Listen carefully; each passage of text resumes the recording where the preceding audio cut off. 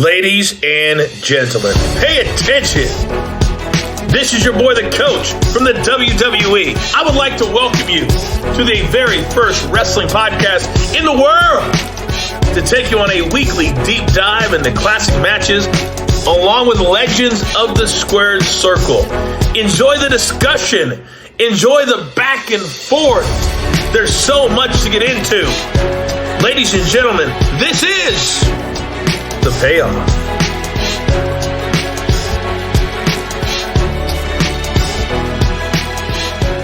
Welcome to an all-new episode of The Payoff. I'm Tom. That's Jeff. We're at our 205th episode, which means we're covering our 68th Shawn Michaels match. Give or take, yeah. I'll do the math for one of these weeks when we do it because, I can't.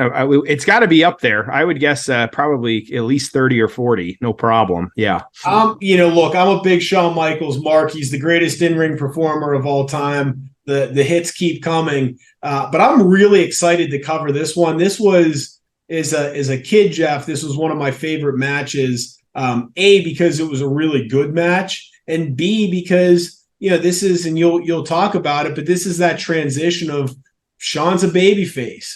Yep. And he's a big baby face, and he's arguably more over than the babyface champ that he lost to at WrestleMania Diesel. This is a really interesting time, and this brings me back to that just great era where guys weren't being handed the world championship, and it meant something, and you got this year-long build to him winning it at WrestleMania 12, and on the way was at the time a very, very important device, which was that Intercontinental title.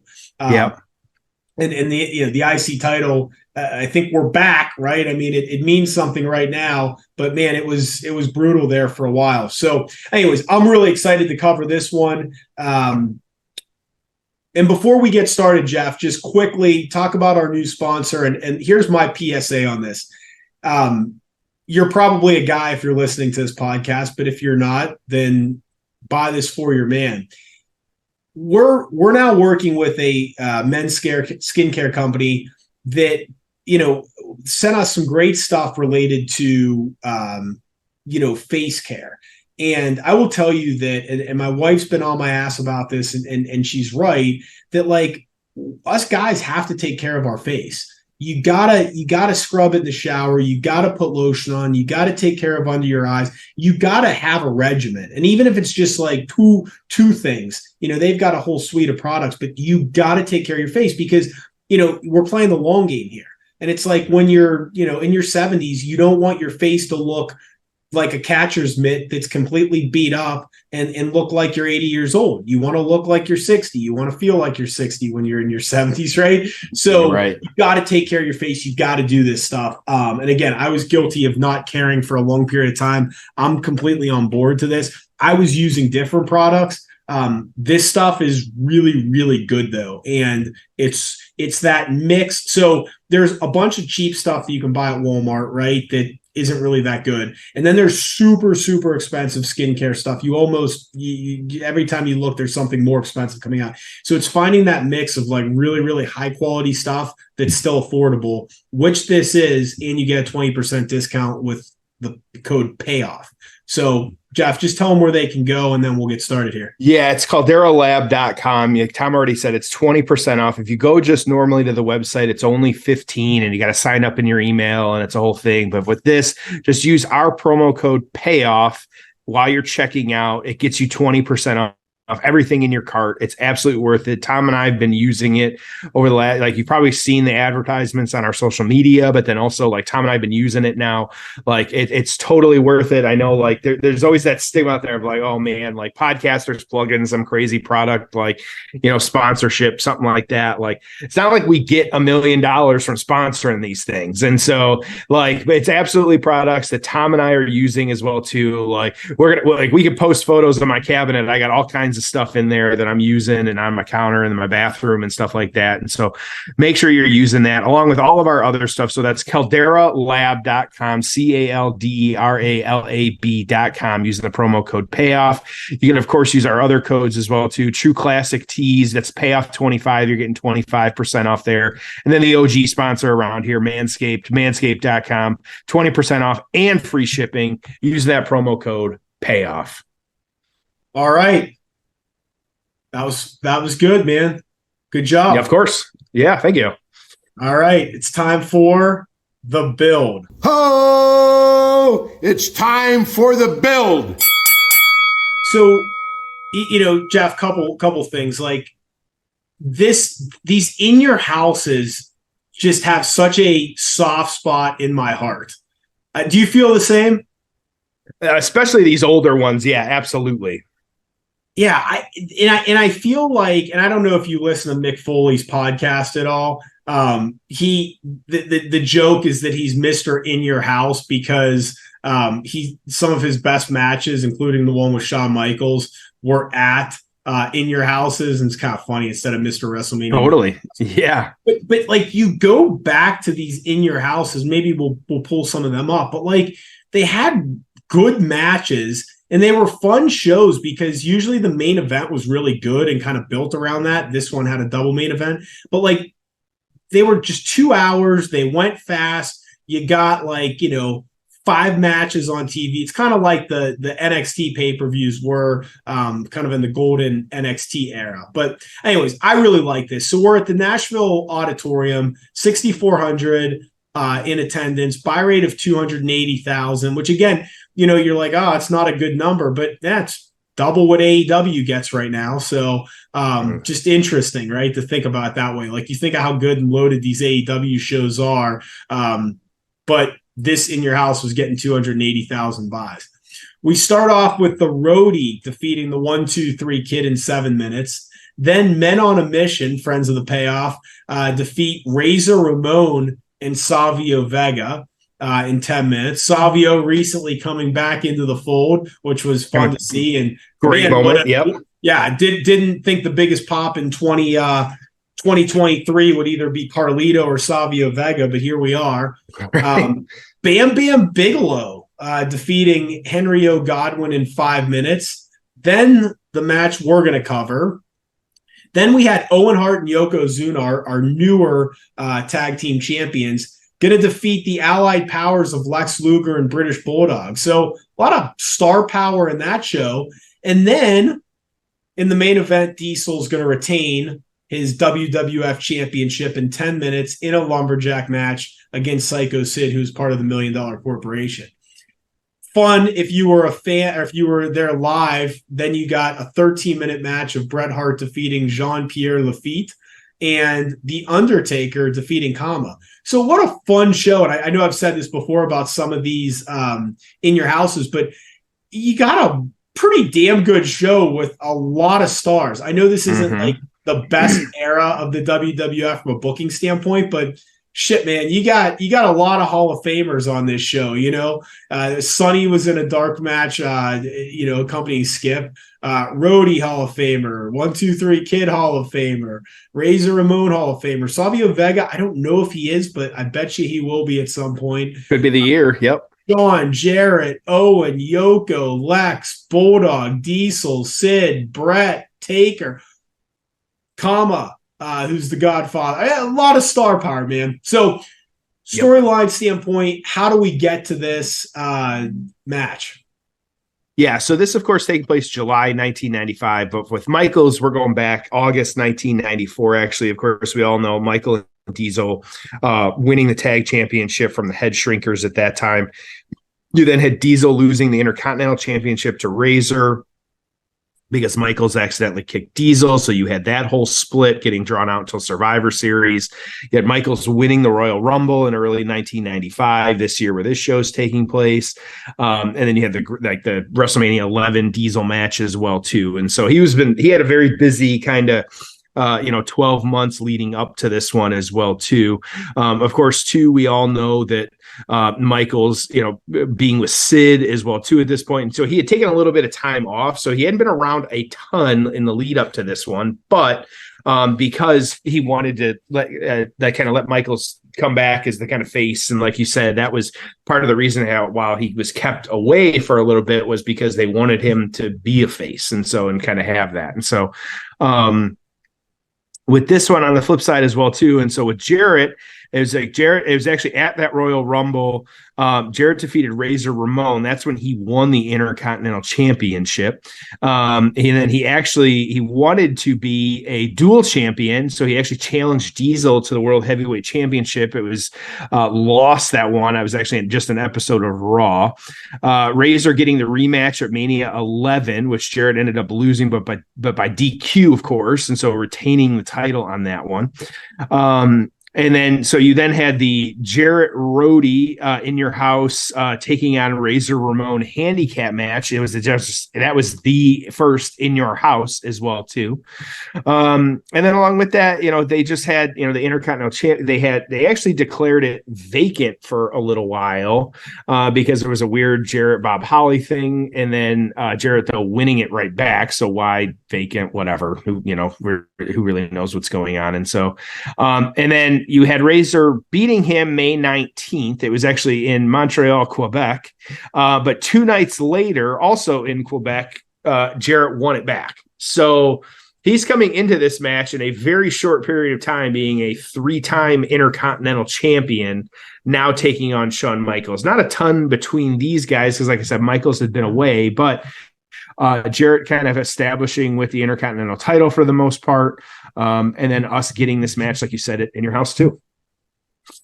Yeah, man, I'm just really pumped about this one. I remember, and again, maybe I'm a little biased here, but I just remember Shawn Michaels was just red hot at this era. It was so obvious that he was going to be the biggest star in the company. People did not want him to be a heel. They wanted to cheer for him. And this was just such and again, Jeff Jarrett, remember in this era, of course, still is, right? Kind of a heat magnet, right? Easy guy to boot. So this will be really fun. 56-minute mark of In Your House 2. 56-minute mark in Your House 2. Jeff, are you ready? I got it pulled up. Let's do this. All right. It's time for the payoff. Oh, it's time for the payoff. Take too much for you. Why would I know that, McMahon? Well, you're being pernicious. I'm beloved everywhere I go. What does that mean? Wait a minute. Michaels checking himself. Wait a minute. Shawn posing with the belt. Intercontinental Championship belt. And did you see that sign? The color that he's choosing is like a gold, perhaps foreshadowing him wearing. A little foreshadowing here. Yeah. Already was Intercontinental Champion prior. It's going to be a fun match.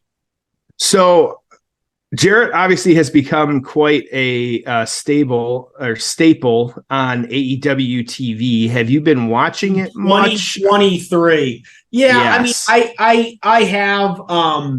I've seen some of the stuff that he's doing.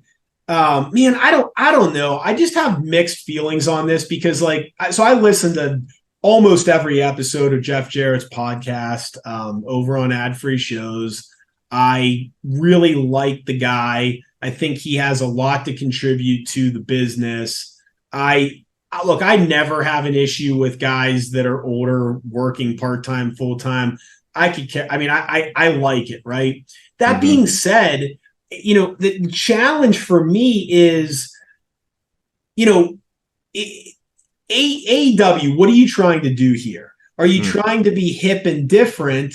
Well, does a guy in his 50s that works, a Memphis style 80s heel persona, is that really what you want the brand to be? Is that really how you differentiate from WWE? So I'm not bashing it. I'm just saying I don't know. I wonder is that the best way to compete is to, put a guy like Jeff Jarrett on television? And, when your wrestling style is super fast paced, crazy athletic guys, big moves, blood and guts, and then you have a guy that, he doesn't move around like that. And Jeff Jarrett doesn't even move around now like he did in this match. You can just tell he's just younger and moving around and kind of in his physical prime. So I'm not a huge fan personally. I kind of cringe a little bit, not like, oh, he's a heel, but just like, I don't know, not a fan. That's my feeling. But what about you? Yeah, I know he's in a slow start to this match with just because Jarrett really playing up the kind of heel bullshit at this point. But yeah, I think like we know that if it's to be, believed, he has some behind the scenes backstage kind of, responsibilities as well too. He's been doing a lot of like, trying to expand, the live event stuff and the house shows and things like that. And so it's interesting because I'm with you. I don't want to totally shit on it because I like Jericho is with a stable and he's getting guys over and he's having big matches with younger guys and like they're getting over and it's good stuff. And so, Jarrett, like, Karen Jarrett showed up as well too. And so you've got like that being played into as well too. And so I think though he is like, even in this match, and we just kind of know it, like he is one of those, and we've talked about this before, he is a natural heel in every sense of the word. And so he is like, Michael's kind of doing the strut now as well too, getting a huge pop. It looks like, yep. Rhodey on the outside on this one too, consoling Jarrett. I just double J strut.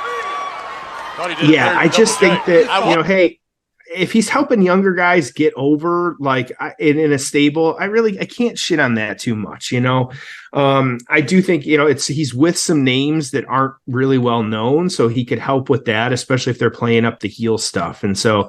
And also it is a mid to lower card type thing. And so it's not like he is where Jericho has been a little bit here. Jarrett is not the top of the card. And so I'm okay. Or Jarrett is not the top of the card. And so I'm okay with that. Like, it's not hurting anything. They're pushing the pillars with AEW and doing some of this other stuff, which is, it's not taking away from the product for me. I'm not watching that product as much as I was either, like, unless I see that there's something big happening, which I'm sick of. Every week there's going to be a big announcement, like, or there's an announcement of an announcement, and then there's an announcement, and the announcement never lives up to what you want it to be. And so I just don't get the big announcement thing. Like, I don't know. It's like Tony loves it. Oh man, I feel like it's all the time. But how big of a joke did we see with TNA? Like, that was always the thing, right? They always had big. Here's the thing. I'm not saying that running a wrestling company is easy. I'm not saying that AEW should magically be WWE overnight. I'm not saying any of that. But when they make the same mistakes, like, make new mistakes. Don't make the same mistakes that WCW made or that TNA's made. Make new mistakes, right? Like, right, absolutely. And go like Tony Khan.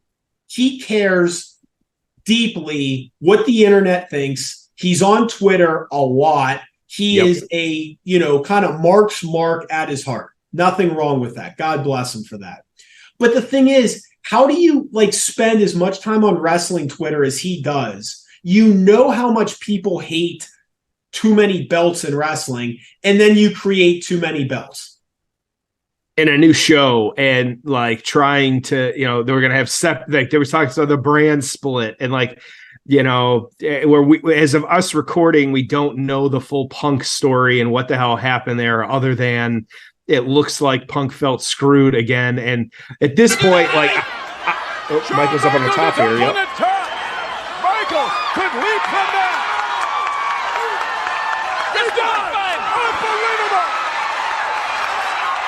Huge crossbody to Rhodey and Jarrett.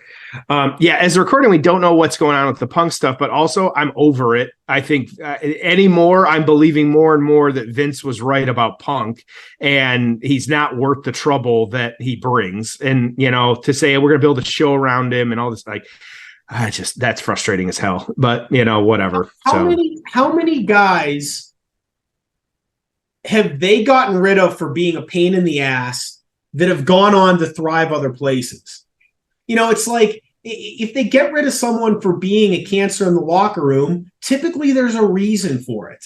Yep. And I know as fans, we don't see that stuff, but it's like if you're running a company and you have someone that's bad for the culture, has a lousy attitude, you get rid of it, or you're going to have a major problem in the locker room. So it's like, some people just aren't meant to get along with everyone. And I wonder, like,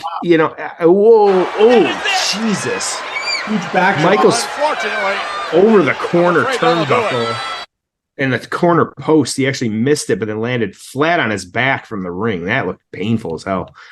Well, and I think back to, like, you don't hear the stories you didn't hear them at the time, but like the wrestlers' court. I don't really know, like, who is the locker room leader in AEW. Like, are they really, like, as the Elite and Kenny really, like, the top dog, and are they running wrestlers' court? I feel like everybody speaks really highly of Roman, no matter how you feel about him right now. Like, in anymore, most people, I feel like most people like him a little bit more than at least we did 3-4 years ago.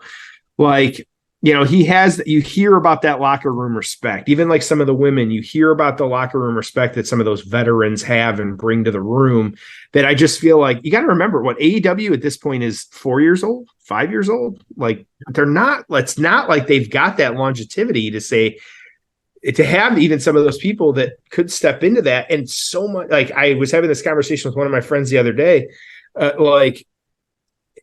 so much of the drama with AEW, I feel like, has been outside of the ring backstage versus in the ring. And that's not how you should run a wrestling promotion. Like, if to Vince's credit, like, you never heard about this stuff. Like, Vince kept it locked down. Like, it was never a thing under him. And so it's just how it's run and stuff like that. You got to surround yourself. I get, like, JR is supposed to help with some of that. And, like, you're supposed to surround yourself with some of those people. But at the same time, like, that's not the wrestling stories I want told. Like, tell me a story in the ring, like, not some of this other bullshit we get. This is the best match of Jeff Jarrett's career. Is it? Number one. He's been working real hard. Yeah. His second best match of his career was in TNA in a no DQ match against Kurt Angle. That would be a good one to put on our list, because that was obviously the real life stuff of I think I have it. Yeah. Aaron Angle, who's now Karen Jarrett, and they took a real life scenario and turned it into a storyline. We do have that one on our list. I will get it scheduled sooner than later. Okay. And is that the one? Do you know which match it was? Is it the no DQ match? Yes, I believe so. Just below that is also just a traditional singles match that they had 2 years after that. But the 2009 one, 4.5 stars.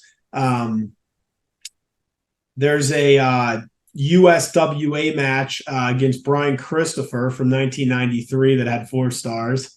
Interesting. A Benoit match with 4 stars. A whole host of TNA matches that were 3 3/4.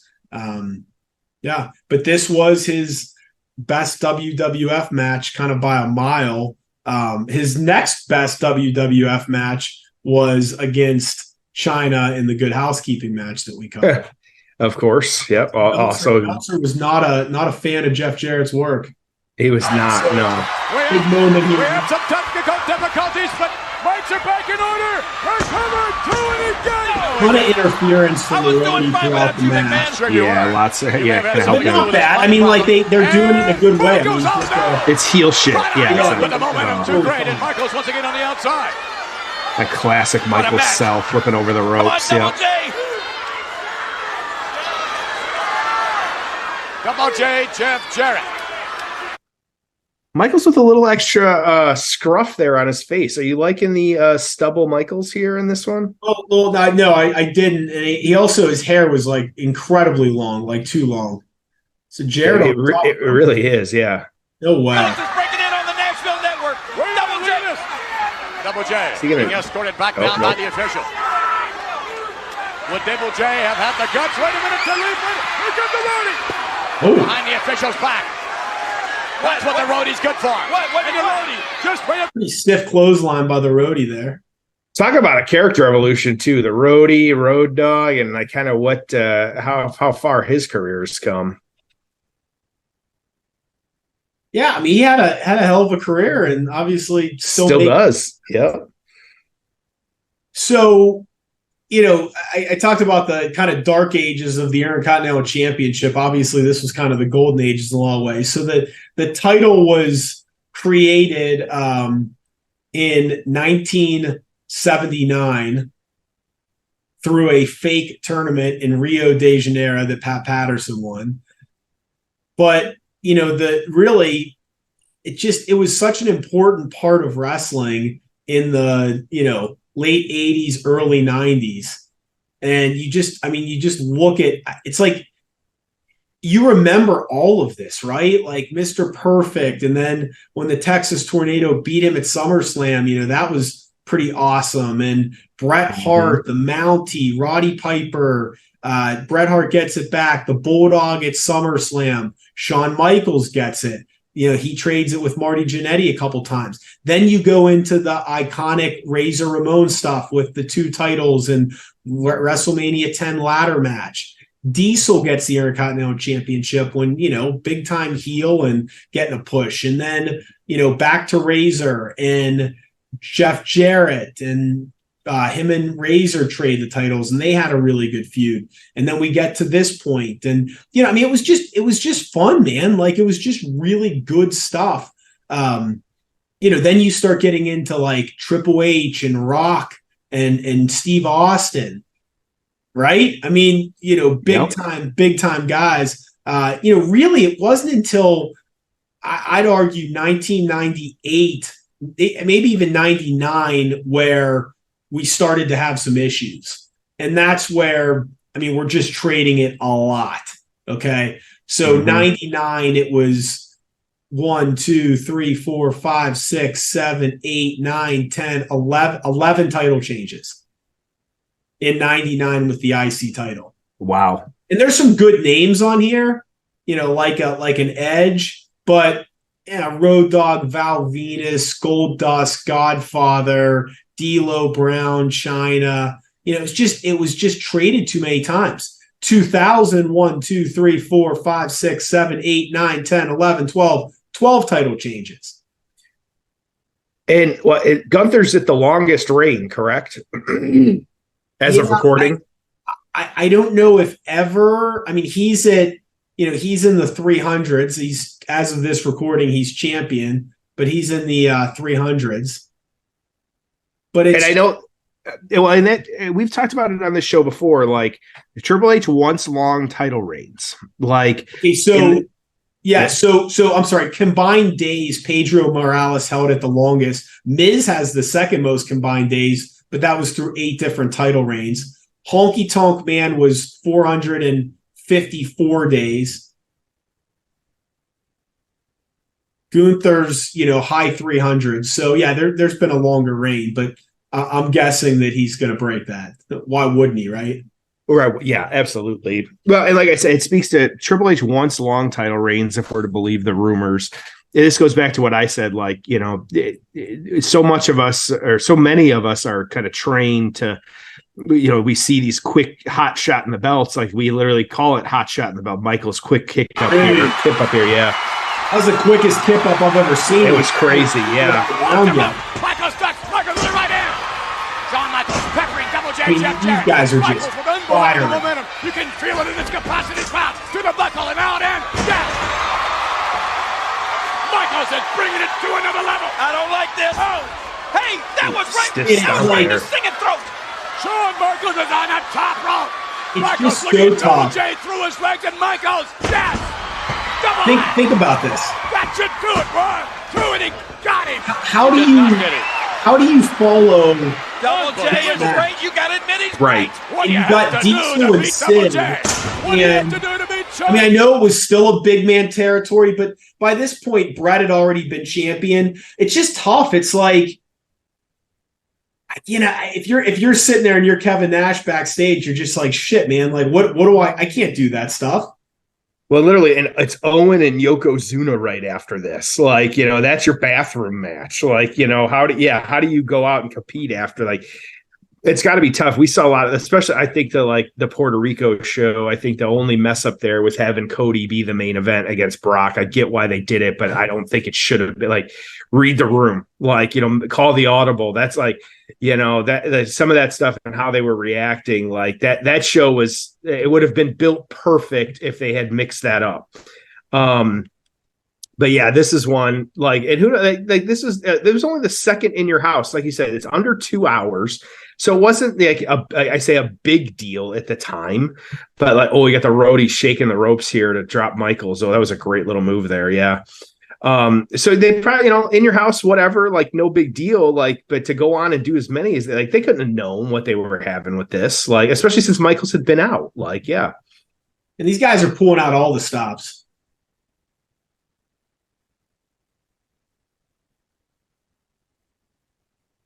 Jarrett calling for figure 4. Shawn Michaels. And here we go. Figure 4. Leg lock and no. Oh, he got it. Oh, no, he didn't. No, he didn't. And that was scary. Moment there. Oh, and that likely to injure the left knee of Michaels. I mean, you have to be. Double J, Jeff Jarrett. Shawn. Time you have to be just watch. If you're, backstage, you're a producer for WWE. You have to just be watching this, going, shit, man. How long can we hold off on giving Shawn the title? You just right. I mean, this guy's going to be world champion. I mean, can we wait till WrestleMania next year? So you had a ref. That's just he was hot. I mean, they like guys that can have 25-minute great matches, to headline pay-per-views. Kevin Nash couldn't do that. Not that he didn't try his hardest, but. So you got a ref bump. Ref is down. Oh, he's tuning up the band a little bit here, but then the roadie with the knee chop or chop block here. Great. This is just the heel bullshit from Roadie and Jarrett is actually very good. It's making sense in the context of the ring. It's also not too distracting, and Michaels is overcoming it all, which is really good. Huge crossbody there from Jarrett. When you see Jarrett flying off the top rope, that's when you know. I'm curious how old he was in this one. I'm gonna look it up real quick. Yeah. Jarrett is currently 55 years old.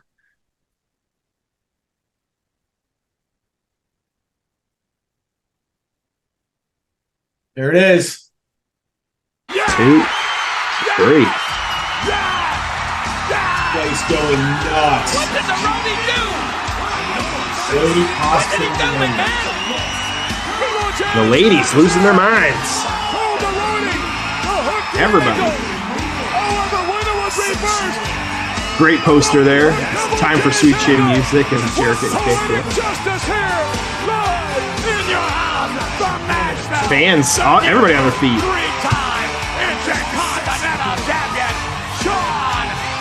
Oh, great call from Vince there. Yep.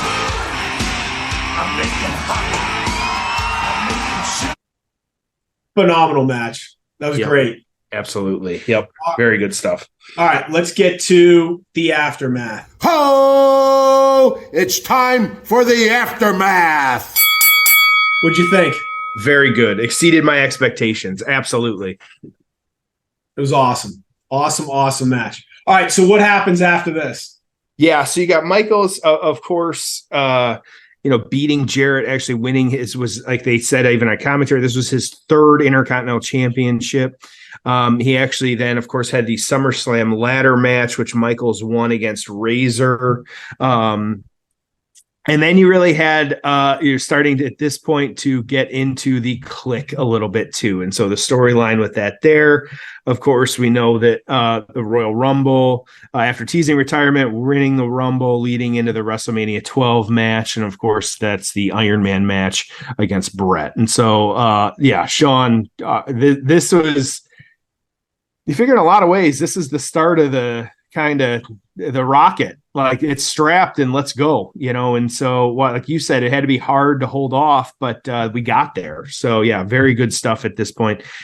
Jarrett on the flip side, at this point too, you also had the start of the breakup. Well, it was they actually you had him leaving WWE for a little bit because he was unhappy. And so you had that, but then you also had the storyline with him and the roadie kind of breaking up because with the road proving that the With My Baby Tonight and him singing that the roadie was actually the singer. That was it was just a weird storyline with that one at that point. But yeah, not you almost feel like this was the takeoff of Michaels and the decline of Jarrett. So yeah. Yeah, Jarrett, I mean, and he gets into it on his podcast, but he just made a lot of very poor decisions in this era. And he was WCW, back and forth, and just never really could get a ton of traction in either promotion, but he should have just stuck it out in this era, man. Yeah, absolutely. Yeah, so. All right, right up. Okay, yes, PWI, Jeff Jarrett, 11, Michaels, 2. The torch on this one, WWF put together a solid show on Sunday and stuffed a lot of decent wrestling into nearly 2 hours. The show stealer was Shawn Michaels capturing the Intercontinental title from Jeff Jarrett in a nearly 20-minute match of the year candidate. It received unanimous votes as best match of the card. Without that match, the praise for In Your House would have probably been mixed. This is a notch above the 2 strong WCW matches at Great American Bash and a definite match of the year candidate in the U.S. Jarrett moved his rep up a notch with this one. Michaels further solidified his rep as being the best worker in the U.S. Had the match gone 3 minutes longer after the ref bump, it would have been a 1/4 star higher, but the torch giving this one 4 1/4 stars. The Observer newsletter on this one, kind of overwhelming best match of the night. Shawn Michaels and Jeff Jarrett easily worked the best pay-per-view match thus far in 1995, and except for the Eddie Guerrero Dean Malenko ECW match, as good as any singles match I've seen in the United States. But that speaks more for the quality of matches of WWF and WCW have been delivering, because it's no better than many matches every week on international television. Dude's melts. He's always got to shit on something, and so. The early part of the match was more of a AAA style lucha libre than American pro wrestling, and the latter few minutes was basic last few minutes of a 1980s Ric Flair match, 4 1/2 stars. So 4 1/2 was shitting on it a little bit, and then 4 1/4 from the torch. So Tom, what do you got this one at? So this was barely the runner-up for match of the year for PWI. It was number 2, and number 1 was Diesel and Shawn Michaels. Okay. From WrestleMania. Crazy. Got it. Yep. I love the match. I love the moment. I love the pop. I got this thing at a 9. And okay. Maybe that's a little generous, but I just thought this was fantastic. Loved it. Again, I'm probably being a little generous, but what do you have?